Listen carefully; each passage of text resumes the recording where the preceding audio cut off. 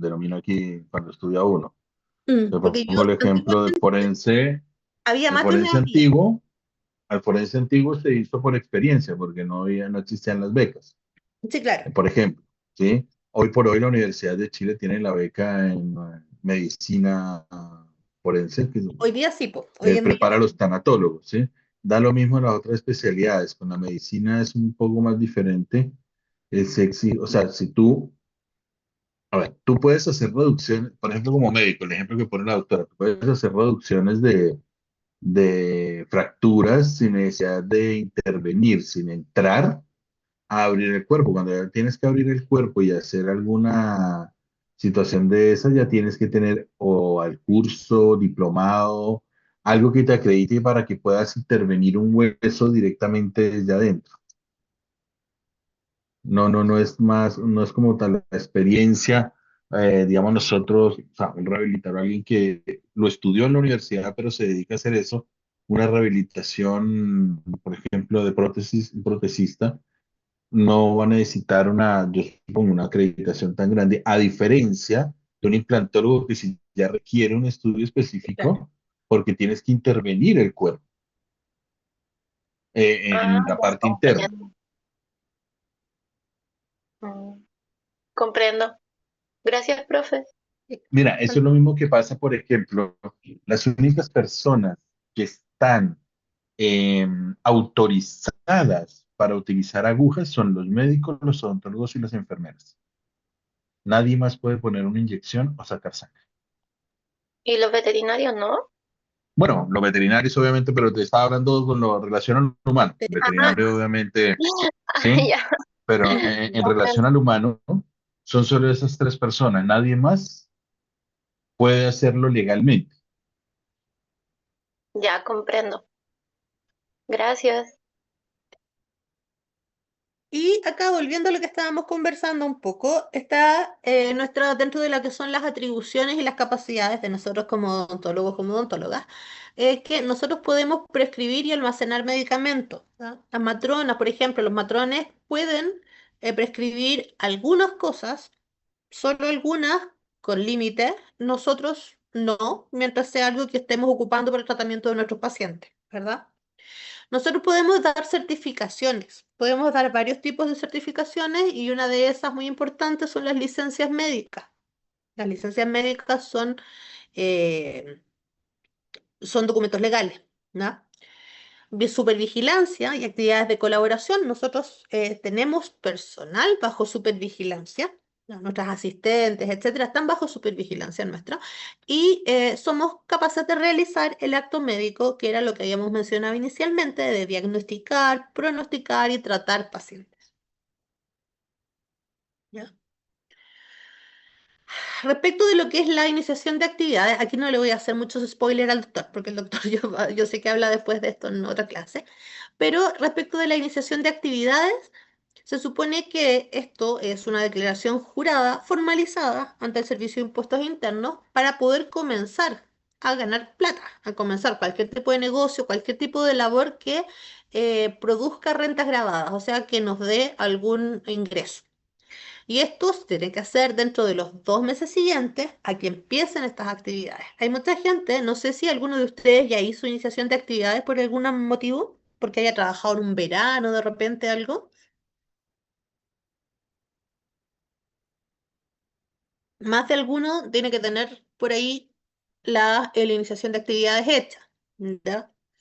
Esto se efectúa en el Servicio de Impuestos Internos de su comuna, puede ser por internet, presencial. No sé si todavía está la cosa esa de que sí, puede hacerlo por internet con una clave, pero la clave te la dan presencial, o sea, tenés que ir igual. No sé si lo han cambiado. ¿Ya? Luego también te tienes que pagar patente municipal. Si vas a tener una consulta propia, vas a tener que pagar una patente municipal en la comuna de nuestra consulta. Y con una basta. ¿Ya?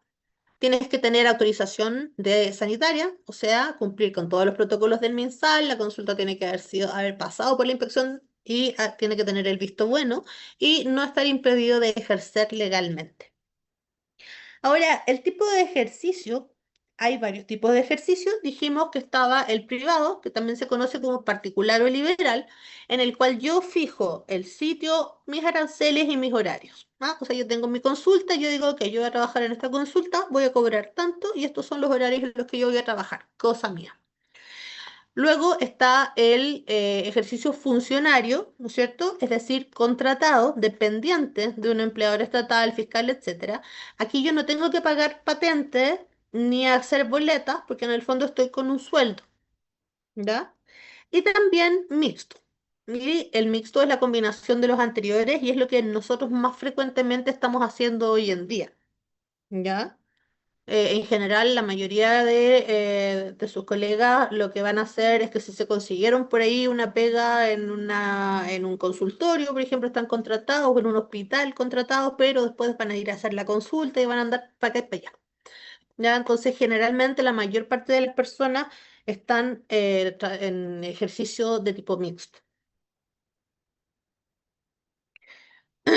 Respecto de lo que es la publicidad y la propaganda, no hay discusión ética al respecto, ¿no es cierto? Pero sí está estipulado en el artículo 303 del Código Penal, ¿cierto? Y el 53 del Código Sanitario, los temas de publicidad engañosa, ¿ya? En el fondo no hay como la parte de la tuición ética al respecto, pero sí está establecido en algunos artículos qué es lo que se considera por publicidad engañosa, porque de repente uno encuentra cada cosa. Y acuérdense que desde el punto de vista de la ley, nosotros tenemos obligación de medios, todavía no de resultados, excepto cuando son cosas muy particulares, estéticas. Em, pero de todas maneras uno no debería, no sé si han visto de repente esas publicidades que te prometen, pero el oro y el moro, que tú dices, ya, y esto lo va a hacer ¿cómo? Así, no sé, vamos a hacer una ortodoncia super flash y lo vamos a tener listo en nada. Y tú dices, oye, pero a ver, la ortodoncia igual se demora más tiempo. ¿Cuáles son las posibilidades de que resulte si lo hacen tan rápido? ¿Te fijan? O promociones de repente extrañas. Entonces, hay cosas que uno de repente ve y dice, ah, ok. Respecto de los honorarios y los aranceles en general, pues se pueden definir como una tarifa oficial, ¿ya? Que determina lo que se ha de pagar por alguna acción, un valor preestablecido por nuestras prestaciones. Mientras que los honorarios significan estipendio de honor desde la antigüedad y que era lo que se utilizaba en la profesión liberal. Por un tiempo, antes de que el Colegio de Dentistas perdiera en el fondo sus atribuciones, después de los años 80, 81 me parece que fue, el Colegio de Dentistas tenía el famosísimo arancel del Colegio de Dentistas. ¿Les suena a ustedes? No sé si todavía se utiliza para propaganda eso. No, no, no. La UCO la última vez se quedó en 13.000 pesos, eso fue como 12 años. ¿Cómo? Se quedó como en 13.000 pesos y eso fue hace como 12 años. Ya ni para propaganda se usa, ya ni se nombra el UCO. Ya no se usa. Por mucho tiempo sí se usó. Porque el arancel antes estaba fijado por el Colegio de Dentistas. El Colegio de Dentistas fijaba los valores y decía, mira, se cobra X, Y, Z por los tratamientos. Luego, el colegio perdió bastantes atribuciones por una ley y este arancel quedó como medio de adorno. Entonces, lo que la gente empezó a hacer es que decía, le cobramos al 50% del arancel del colegio de dentistas y empezaban a jugar un poco con eso porque el arancel no tenía ninguna obligatoriedad, nada, estaba ahí como de bonito. Em, y los honorarios en realidad es lo que uno cobra, digamos, en lo que es la profesión privada. Actualmente la verdad es que es el mercado el que está regulando, es el mismo mercado el que regula los valores, ¿no? Desde los El aspectos, mercado y la competencia. el mercado y oferta y demanda. La competencia, sí.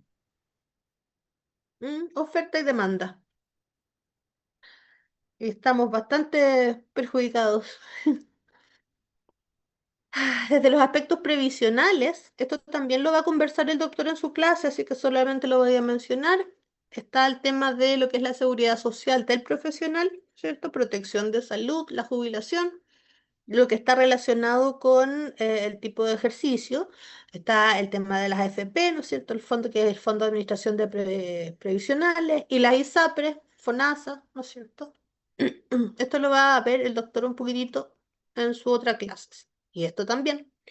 Respecto de la tributación, dijimos que toda persona que recibe un sueldo, toda persona natural o jurídica, acuérdense, la persona natural es usted solito, la persona jurídica es usted representando una empresa, tienen que pagar impuestos por las rentas que obtengan. Esto va por tramos. Están los de primera categoría, los de segunda categoría, el impuesto global complementario. ¿Ya? Esto yo no se los voy a, no les voy a insistir mucho en esto. Lo vieron en gestión, por cierto. Se los pasaron un poco en gestión. Sí, Súper. Sí, eso mismo pensé, que se lo iban a pasar ahí también un poco. ¿Ya? Pero está el tema de que nosotros tenemos que pagar impuestos. En Chile la verdad es que son bastante bajos en general, en otros países son bastante altos. En Alemania anduve curioseando y pagan hasta el 42% de sus ingresos en impuestos.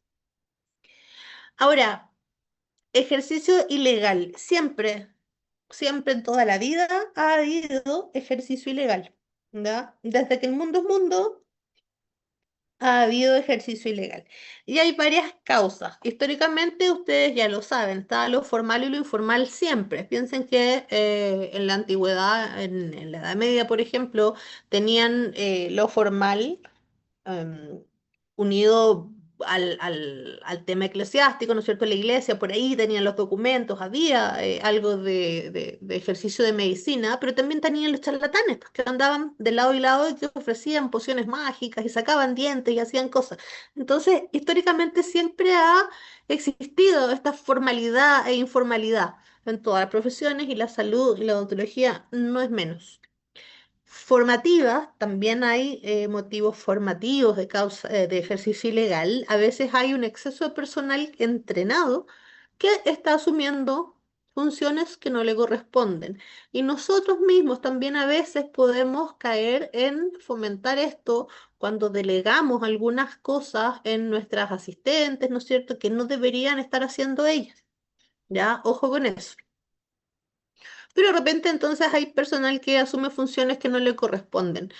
Em, Piensen en la gente que hace prótesis, por ejemplo, laboratoristas dentales que de repente se ponen a hacer prótesis por cuenta propia, ¿no?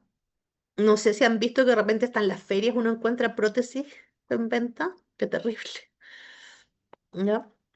Razones económicas, esto actualmente yo encuentro que ha perdido un poco de validez porque si bien antiguamente los odontólogos ganaban decente, hoy en día la verdad es que está difícil, ya no es tan bien remunerado como antiguamente, porque antiguamente sí, una de las causas de ejercicio ilegal era que, oye, pero si se paga bien, entonces démosle nomás y vendamos la prótesis aunque no hayamos terminado la carrera, aunque. ¿Ya?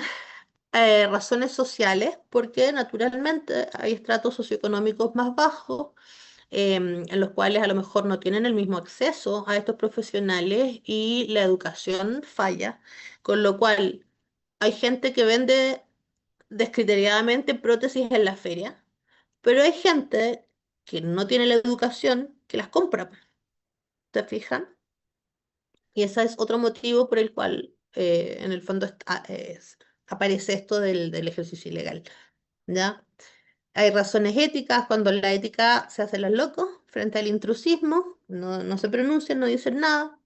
Motivos legales como que los procesos judiciales son bastante largos, las penas de repente son bastante bajas, hay falta de fiscalización, con lo cual, como no hay tanta fiscalización, dicen, ah, démosle nomás.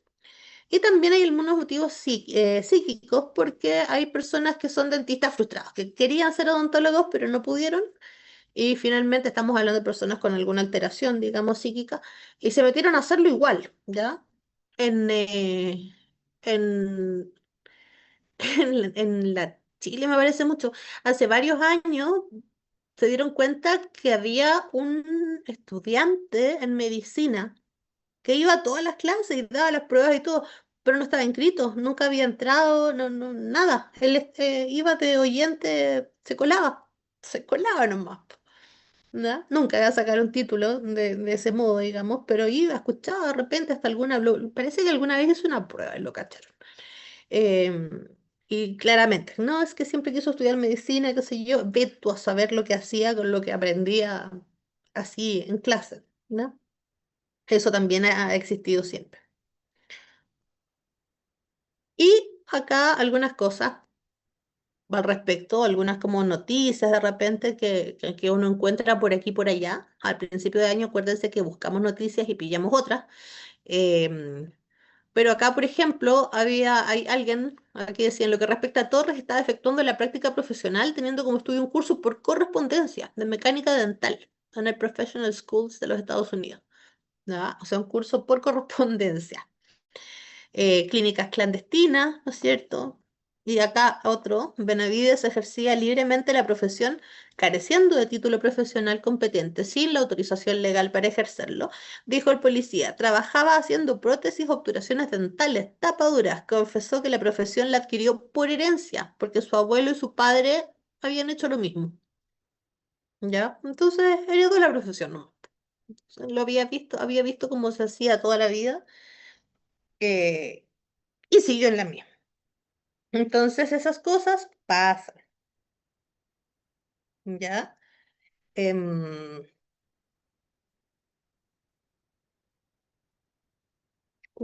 a ver, espérame un poquitito.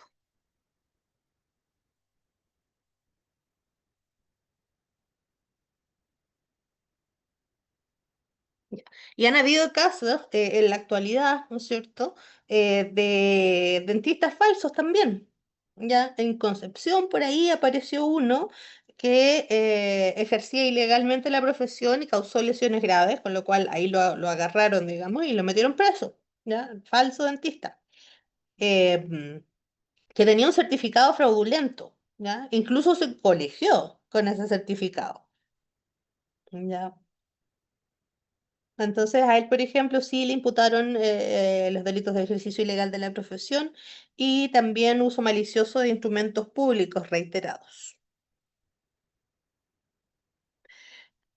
Ahora, respecto a lo que es el secreto médico es sumamente importante. Acuérdense que romper el secreto médico es delito. Ya no es una falta como la omisión de denuncia, sino que ya es un delito más gordo que romper el secreto. Hay ciertas profesiones que tienen como la obligación, digamos, de no transmitir a terceros los hechos que han conocido a raíz de asuntos laborales. ¿Qué profesiones son esas? A ver quién sabe. Profesión oficio, con secreto profesional. Yo creo que los psiquiatras, por ejemplo, Los médicos en general, ¿no es cierto? Claro, no pueden llegar y andarle contando a los terceros. A terceros. Nosotros, los odontólogos, ¿y qué más? ¿Qué más se les ocurre? Fuera del área de salud, por ejemplo, secreto los profesional. abogados, Los abogados, pues, los abogados no pueden decir nada. Ellos están obligados a quedarse a morir pollo con lo que le dicen sus clientes. ¿Ah? Y los otros que no pueden decir nada, que tienen que morir pollo, son los curas, las confesiones. ¿Te fijas? Son derechos de las personas. Y en nuestro caso, secreto médico, es derechos del paciente. ¿Ya? Y está estipulado en la Ley de Derechos y Deberes del Paciente, está en varias partes. Este del profesional, aquí está obligado a respetarlo de forma absoluta, porque es un derecho natural, es un derecho de la persona. Y hay que guardar reserva de todos los hechos conocidos durante el ejercicio e incluso reservarse el nombre del paciente. Es decir, cada vez que nosotros llegamos y andamos puchanteando entre nosotros, oye, el paciente que me tocó hoy día, fíjate que bla, bla, bla, bla, no, mal. Secreto médico. ¿Ya? Uno no debería exponer los hechos, digamos, lo que sabemos de un paciente, de repente hay cosas que uno ve en televisión, no sé si de repente yo lo he visto, no me acuerdo el detalle, pero me acuerdo de alguien que aparecía en televisión y era como, uy, sí, si esas carillas se las hizo fulanito que me contó que no sé qué, porque le habían hecho carillas dentales. No, po. Ese tipo de cosas no se pueden andar contando, ¿ya? Y no se pueden andar contando más allá de la ética porque de verdad va en contra de la ley. Si ustedes llaman, por ejemplo, actualmente, ustedes quieren saber de alguien que está hospitalizado y llaman, no les van a dar la información o no deberían dársela, porque resulta que la información del paciente es del paciente, ¿ya? A menos que haya alguien autorizado de por medio por ahí, específicamente autorizado para saber del estado de un paciente. No se lo van a decir a cualquier persona, ¿ya? Y eso es por ley. Y hay algunas circunstancias, naturalmente, bajo las cuales sí se puede romper el secreto médico, pero son bastante particulares. El respaldo de este secreto médico, primero, como les decía, tiene un respaldo ético, está en el juramento hipocrático, está estipulado que uno no debiese romper el secreto médico y en tratados internacionales también. Pero también está el respaldo legal, está el Código Penal en el artículo 247, el Código Procesal Penal en el 201, el Código Sanitario en el 134, el Estatuto Administrativo, la Ley de Deberes y Derechos del Paciente. ¿Se fijan? O sea, hay un montón de respaldo penal para no estar transmitiendo lo que sabemos de un paciente. Como les digo, esto es un delito. El romper el secreto médico es un delito y la pena estipulada, en teoría, es de reclusión menor en el grado mínimo a medio y una multa. Es decir, puede ir desde los 61 días a los 3 años de cárcel, eventualmente. Mientras que la omisión de denuncia es una falta, ¿ya? Las penas de las faltas son multas. Pero en algunos casos particulares, la ley sí obliga a romperlo y sanciona el no hacerlo, ¿ya? Entonces, por norma, nosotros tenemos que quedarnos calladitos, los vemos más bonitos, ¿ya? Pero hay algunos casos en que la ley dice no. Cuando pasa esto, esto y esto, ustedes sí tienen la obligación de denunciar. ¿Cuándo lo tienen que romper? Por ejemplo, a petición de la autoridad judicial, si les llega una orden de que tienen que entregar una ficha clínica, por ejemplo, con toda la información del paciente, ok, con una orden judicial esa ficha se entrega. Entre colegas, sí se puede romper el secreto siempre y cuando el fin de romper el secreto sea darle una mejor atención al paciente, ¿ya? Porque puede tener una interconsulta, ¿no es cierto? Preguntarle a un colega, y sabes que tengo un caso aquí y acá, ¿qué harías tú? Uno puede discutir un caso con colegas y en ese caso sí, no habría problema. También si somos víctimas de una querella para resguardar nuestro honor, es decir, si nos demandan, nosotros en un juicio sí podemos romper el secreto médico y en el fondo exponer lo que nosotros hicimos porque acá nos estamos defendiendo, ¿ya? Estamos defendiéndonos de lo que se nos están acusando. Y también si tenemos información de hechos delictuales que obliguen denuncia. En ese caso, nosotros también tenemos la obligación de hacer la denuncia. ¿Y cuáles son esos casos? Por ejemplo, cuando hay una muerte sospechosa, violenta o provocada, cuando hay lesiones corporales que indican maltrato, cuando hay enfermedades de notificación obligatoria, ¿ya? Y algunos otros, pero esos son como los más clásicos, ¿ya? Entonces, cuando pasa alguna de estas cosas, nosotros estamos obligados a denunciar y si podemos romper este secreto médico.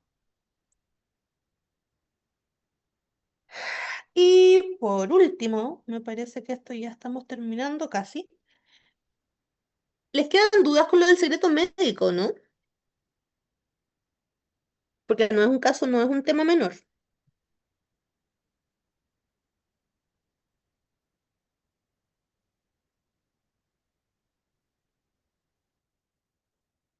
¿Qué pasa cuando usted atiende a un paciente y le saca fotos a su paciente para exponer un caso clínico?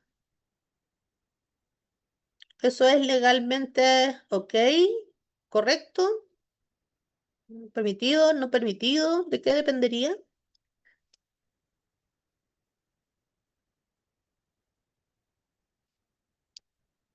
¿A quién se le ocurre?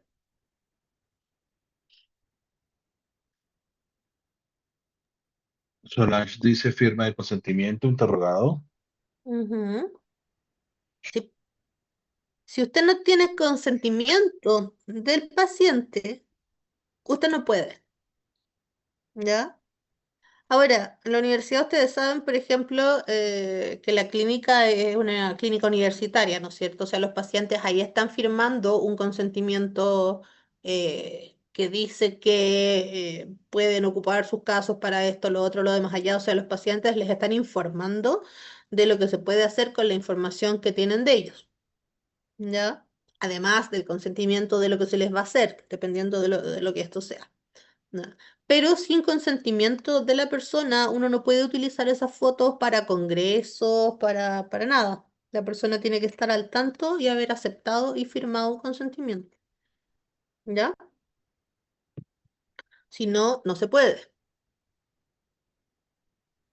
Hay una buena en que, por ejemplo, hay uno que siempre me ha complicado la existencia. ¿Qué pasa si atendemos a un paciente? Eso se los voy a dejar de tarea. ¿Qué pasa si atendemos a un paciente y vemos que ese paciente presenta todos los signos y síntomas de un sarcoma de Kaposi? ¿Qué hacemos nosotros con ese paciente?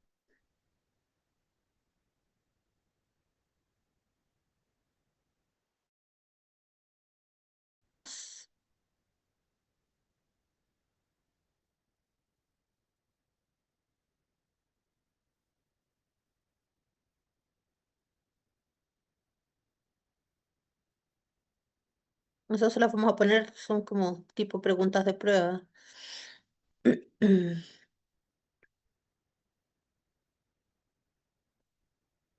O más difícil todavía, vemos eso y el paciente nos dice, chuta, sí, ¿sabe qué, doctora? La verdad es que sí, estoy con un diagnóstico de VIH, bla, bla, bla, pero por favor no le vaya a decir a mi pareja porque no le he contado, como para que le den una vuelta, ¿no? Eso me gustaría que lo discutieran, lo investigaran, lo podemos conversar la próxima semana, ¿no? Respecto de lo que son las agrupaciones médicas de la salud, tenemos sociedades científicas, por ejemplo, la FESODET, Federación de Sociedades de Especialidad en Chile, la Sociedad Chilena de Endodoncia, de Periodoncia, de Odontología Legal, están los colegios profesionales, colegios dentistas, hay agrupaciones internacionales, ¿no es cierto? La FDI, la ADA, la ADI, etcétera, ¿ya? Y estas cumplen con distintas funciones. El colegio de dentistas, en general, está a cargo de lo que es el profesionamiento profesional, ¿no es cierto? La protección económica y social a través de estas tarifas, digamos, que tenían antiguamente, y también supervigilancia de la profesión de dentista. Pero en 1981 apareció este decreto en que los colegios, por ejemplo, los colegios profesionales, dejaron de ser instituciones de derecho público. Antes era obligatorio estar afiliado al colegio, colegiarse. Hoy en día no es obligatorio, ¿ya? No llevan registro de los profesionales, la superintendencia es la que tiene, no pueden fijar los honorarios mínimos y perdieron la tuición ética, ¿ya? Con lo cual quedaron un poquitito de adorno. Eh, Dependiendo de lo que hagan después en la vida, donde estén trabajando, etcétera, ustedes pueden escoger si colegiarse o no. A veces puede ser interesante porque tienen algún seguro de responsabilidad civil asociado, digamos, em, pero ya no es obligatorio, pueden evaluarlo, digamos, ustedes mismos, ¿no? Y esto era lo que tocaba ver hoy día. ¿Les queda alguna duda respecto de esto?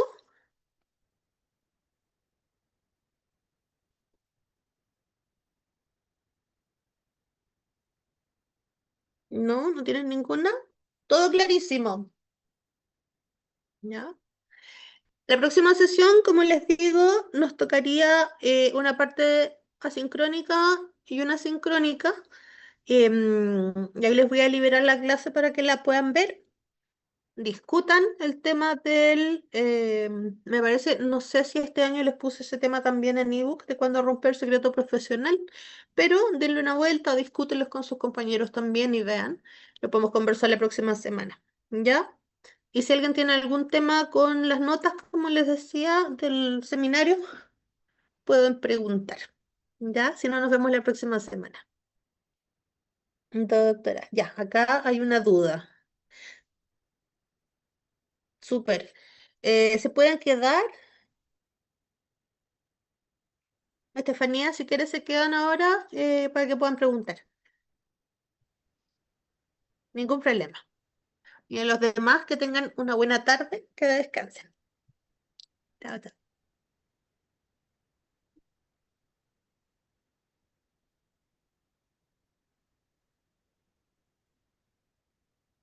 Chao, chao.